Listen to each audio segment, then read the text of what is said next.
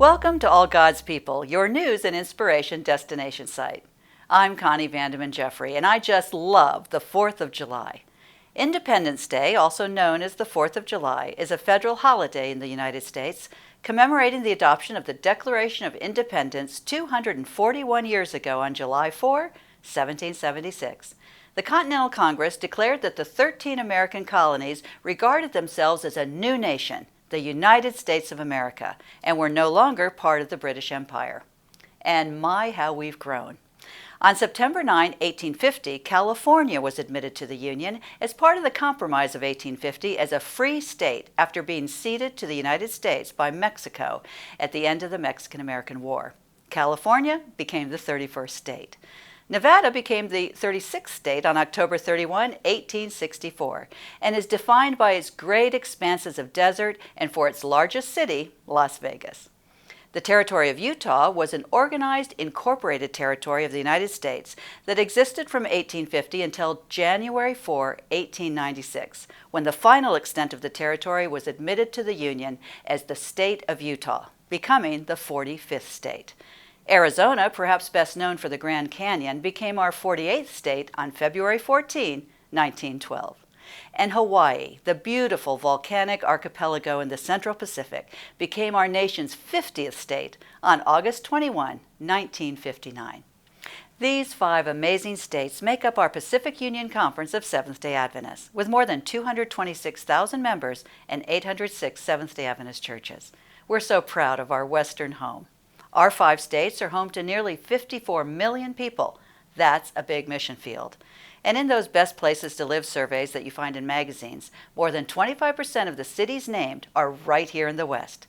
The Pacific Union is a great place to call home. And in our communities, on our beaches, in our parks and neighborhoods, the 4th of July will be well celebrated. Like the rest of the country, we'll have fireworks, parades, barbecues, fairs, picnics, concerts, baseball games, family reunions, and political speeches and ceremonies. But we'll also have luau's and piñatas and pool parties. From the deserts to the mountains to the oceans, the West will be alive with all kinds of civic events and private gatherings to celebrate the history of the United States. In churches across the Pacific Union, as we celebrate our freedoms, let us be particularly aware of the freedom of religion, the fundamental right of every person to worship God in their own way, and for believers to gather, pray, teach, and worship without fear of persecution. Our Constitution guarantees it, and it's part of what makes our Independence Day so wonderful. I don't know about you, but I'll be watching fireworks next Tuesday night, waving my flag, and eating my share of Big Franks and other great picnic food. And I'll be saying a prayer of thanks for this great nation and our home right here in the West. And now here's Elder Ricardo Graham with a special 4th of July message just for you. On June 7, 1776, Richard Henry Lee of Virginia stood up in the Continental Congress in Philadelphia and called for the independence of the American colonies. A small committee led by Thomas Jefferson was established to lay out their case for independence before the world. On July 1st, the Congress reconvened, and after a couple of days of debate and discussion and 86 revisions, on July 4, when the Continental Congress met, the Declaration of Independence was adopted. These words immortalize the birth of the United States of America. Let me read them to you.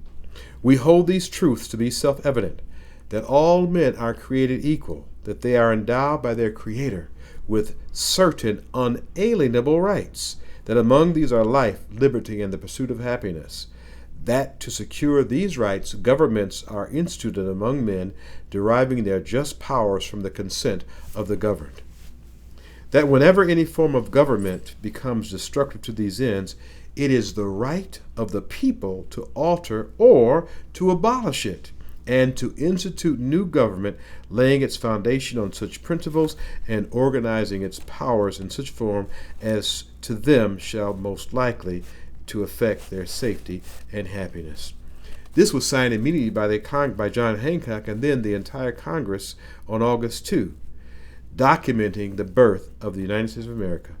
That was 241 years ago, and we've been celebrating ever since.